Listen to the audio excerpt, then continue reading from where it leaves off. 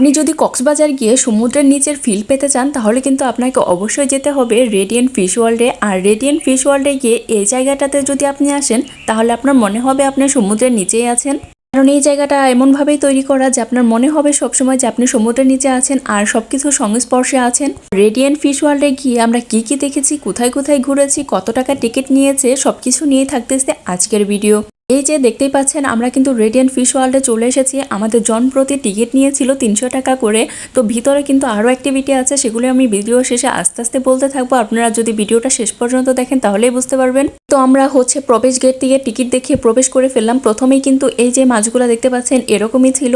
আমি প্রথম থেকে কিন্তু একদম স্টেপ বাই স্টেপ দেখাচ্ছি যে আপনারা কিভাবে কি দেখতে পারবেন। এই যে প্রথম অবস্থা কিন্তু এরকমই ছিল। তো আমি আস্তে আস্তে দেখতেছিলাম কোথায় কি আছে, প্রত্যেকটা মাছের নাম সহ সবকিছু ডিটেলস দেওয়া আছে। এই যে দেখতে পাচ্ছেন এই মাছটা আমার কাছে একদমই ইউনিক লাগতেছিল। আর ভিতরের ডেকোরেশনটা পুরাই মনে হচ্ছিল সমুদ্রের নিচে আছি। আর অনেক বেশি ভালো লাগতেছিল। আর অনেক মাছের নাম জানতে পেরেছি, আর অনেক নতুন নতুন মাছের সাথে পরিচিত হচ্ছি। শুধুমাত্র মাছ নাম, সমুদ্রের নিচে যা কিছু আছে সবকিছুই কিন্তু আপনি এই রেডিয়েন্ট ফিশ ওয়ার্ল্ডে আসলেই দেখতে পারবেন। এই পাশটাতে দেখেন কত সুন্দর একটা ঝর্ণার মতো করে স্টেপ বাই স্টেপ করা আছে। এই জায়গাটাও কিন্তু অনেক বেশি সুন্দর লাগতেছিল দেখতে। আপনারা যদি আসেন তাহলে কিন্তু অনেক বেশি ভালো লাগবে। এই যে এখানে কিন্তু শাপলা পাতা মাছ ছিল, আর এইখানে একটা মাছের শেপে কিন্তু অনেকগুলা ভাগ ছিল। প্রত্যেকটা ভাগে কিন্তু বিভিন্ন ধরনের মাছ ছিল। এক একটার মধ্যে এক এক প্রজাতির মাছ ছিল। শাপলা পাতা মাছ থেকে শুরু করে সবকিছুই আসলে এখানে ছিল। যারা কক্সবাজার যাবেন তারা কিন্তু এই জায়গাটা একদমই মিস করবেন না। আর এই যে দেখতে পাচ্ছেন এই রং বেরঙের মাছগুলো তো আমার একদম মন কেড়ে নিয়েছে, খুবই ভালো লাগতেছিল। এই মাছগুলোকে যে আপনি চাইলে খাওয়াতেও পারবেন ফিডারে করে, তবে অবশ্যই পে করতে হবে। আর এই যে দেখতে পাচ্ছেন মহারাজা খুবই আনন্দে আছে। বড় একটা কচ্ছপ ছিল।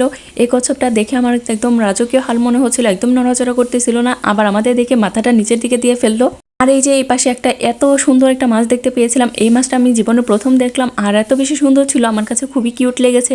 তবে নামটা একদমই মনে নেই, আর এইগুলোর নামটা কিন্তু অনেক বেশি কঠিন, যার জন্য আমার একদমই মনে থাকে না। আর এই যে এখানে আমার পছন্দের লবস্টার আছে। এই যে দেখতে পাচ্ছেন কতগুলো এখানে আছে, প্রত্যেকটা চিপা চাপা দিয়ে ঢুকে আছে, একদমই কিন্তু নড়াচড়া করতেছিল না।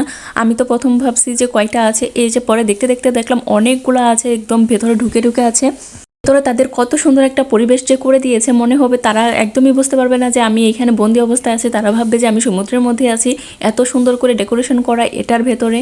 আপনি এখানে গেলে সমুদ্রের নিচে বা যত ধরনের মাছ আছে সবকিছুই কিন্তু আপনি এখানে দেখতে পারবেন। আমি অনেক মাছ দেখেছি, অনেক কিছু দেখেছি, কিন্তু আসলে সবকিছুর নামও মনে রাখতে পারিনি। আপনি যদি সবকিছু ডিটেলস সম্পর্কে জানতে চান তাহলে কিন্তু অবশ্যই এখানে যদি আপনি লক্ষ্য করেন তাহলে দেখতে পারবেন প্রত্যেকটা মাছের নাম থেকে শুরু করে সবকিছুর ডিটেলস দেওয়া আছে। আমি অনেক মাছই নতুন দেখেছি, অনেক কিছুই চিনতাম না, জানতাম না, সবকিছুই আসলে দেখে ঘুরে ঘুরে বুঝতে পেরেছি অনেক কিছুই। তবে অনেক কিছুই মনে নেই এখনো। নতুন নতুন মাছের সাথে পরিচিতও হয়েছে, অনেক বেশি ভালো লেগেছে। এই যে দেখতে পাচ্ছেন আমার কাছে তো এই জায়গাটাতে বেশ ভালো লেগেছে। এখানে আপনি একদম সমুদ্রের নিচের ফিলটা পাবেন। এই যে দেখতে পাচ্ছেন কতগুলো মাছ একসাথে এই চার সাইড দিয়ে মাছগুলো ঘুরতেছিল, মনে হচ্ছিল আমি কিছুক্ষণের জন্য সমুদ্রের নিচে চলে এসেছি। পুরাটা গ্লাস দিয়ে কভার করা ছিল, পুরাটার মধ্যে বিভিন্ন ধরনের মাছ ঘোরাঘুরি করতেছিল। আমার যে দেখতে কি ভালো লাগতেছিল এই জায়গাটাতে, আর এত সুন্দর করে ডেকোরেশন করা ছিল। অনেকেই কক্সবাজার যান কিন্তু আসলে রেডিয়েন্ট ফিশ ওয়ার্ল্ড সম্পর্কে অনেকেই জানেন না বা অনেকেই যান না। তবে আমার মনে হয় প্রত্যেকটা মানুষেরই এখানে যাওয়া উচিত, কারণ এখানে যদি আপনি যান তাহলে কিন্তু অনেক কিছু দেখতে পারবেন আর অনেক ভালোও লাগবে। আর এই যে দেখতে পাচ্ছেন কত ধরনের মাছ আমি দেখতে পেয়েছি এখানে। কিছু কিছু মাছ আমার অনেক বেশি কিউট লেগেছে, যেমন এখানে এই যে মাছগুলো আমার কাছে অনেক বেশি ভালো লেগেছে, অনেক বেশি কিউট ছিল এই মাছগুলা। যদিও আমি জানি না যে এগুলো আসলে সমুদ্রে থাকে নাকি এগুলো বিদেশি কোনো প্রজাতির মাছ, কারণ আমি বিভিন্ন অ্যাকুয়ারিয়ামে এই ধরনের মাছ দেখে থেকেছি। যাই হোক, রেডিয়েন্ট ফিশ ওয়ার্ল্ডে গিয়ে যে আপনি শুধু মাছই দেখতে পারবেন আর কোনো কিছুই পাবেন না তা কিন্তু হবে না। এটার মধ্যে আরও অনেক কিছু আছে।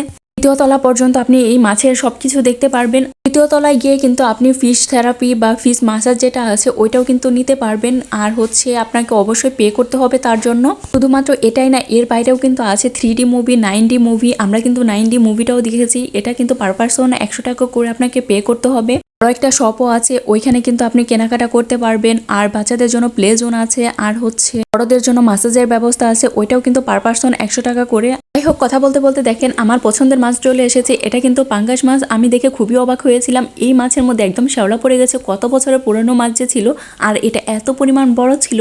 আমার তো মনে হয় এটা 20-30 কেজির কম হবে না, আমার কাছে এত বেশি বড় মনে হয়েছে। যদিও ক্যামেরার মধ্যে বোঝা যাচ্ছিল না, তবে এই মাছগুলো কিন্তু অনেক বেশি বড় ছিল, আর আমার মনে হয় অনেক বয়স্ক হবে। কারণ এই যে মাছটা সামনে থেকে দেখতে পাচ্ছেন এটা কিন্তু পরিষ্কার একদম ঝকঝকে, আর এই বাকি দুইটা মাছ কিন্তু একদম শ্যাওলা পড়ে গেছে।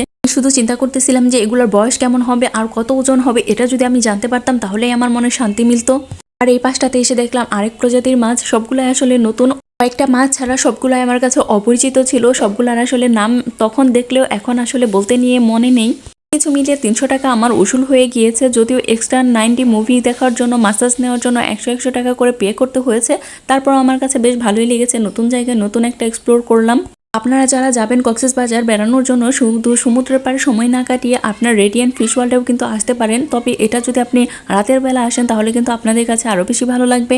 সারাদিন সমুদ্রে কাটিয়ে বা অন্যান্য জায়গায় ঘুরে যদি আপনারা রাতের বেলা এখানে আসেন তাহলে কিন্তু আপনাদের সময় নষ্ট হবে না, আর এই জায়গাটাতেও কিন্তু ঘোরা হবে। আর এটা কিন্তু রাতের বেলাতেই বেশি ভালো লাগে। সবশেষে আমি একটা কথা বলি, আমার কাছে যদি আপনি জিজ্ঞাসা করেন যে 300 টাকা দিয়ে এখানে যাওয়া কি ঠিক হবে কিনা, আমি বলবো আপনি অবশ্যই 300 টাকা দিয়ে এই জায়গাটাতে ঘুরে আসবেন, আপনার অনেক বেশি ভালো লাগবে। আর একটা নতুন জায়গা, নতুন জিনিস দেখারও হবে, অনেক বেশি ভালো লাগবে, পছন্দও হবে, কিছু দেখতে পারবেন, জানতে পারবেন। কারণ এটাই মনে হয় বাংলাদেশের সবথেকে বড় ফিশ ওয়ার্ল্ড। এর বাইরে কিন্তু আপনি আর কোথাও এত প্রজাতির ফিশ বা এত সুন্দর করে রাখা জিনিসগুলা পাবেন না। সমুদ্রের নিচের যে ফিলটা, ওইটাও কিন্তু আপনি এখানে আসলেই পেয়ে যাবেন। আমার কাছে তো বেশ ভালোই লেগেছে। এখন আপনারা যদি চান তাহলেই বুঝতে পারবেন যে আসলে আপনাদের কাছে কেমন লেগেছে। আমরা যে ফিশ বারবিকিউ খাই, কোরাল মাছগুলো খাই, সেগুলোও কিন্তু আমরা এখানে দেখতে পেয়েছি। এইখানে লবস্টার থেকে শুরু করে A to Z সবকিছুই এখানে ছিল, স্টার ফিশ থেকে শুরু করে সবকিছুই ছিল। আর হ্যাঁ, রেডিয়েন্ট ফিশ ওয়ার্ল্ডের কিন্তু এই জায়গাটাতে আমার সব থেকে বেশি ভালো লেগেছে। এই জায়গাটাতে এসে আমি একদম মন ভরে গিয়েছে, কারণ এখানে একদম সমুদ্রের নিচের ফিলটা দিচ্ছিল। কারণ আমি মাঝখান দিয়ে যাচ্ছি, 4 সাইড দিয়ে শুধু সবকিছুই আমার ঘোরাফেরা করতেছিল, সব প্রজাতির মাছ। সবকিছু মিলিয়ে আসলে আমার কাছে এই জায়গাটা অনেক বেশি ভালো লেগেছে। আশা করি আপনাদের কাছেও এই জায়গাটা ভালো লাগবে। তবে হ্যাঁ, বারবার যাওয়ার মতো জায়গা এটা না।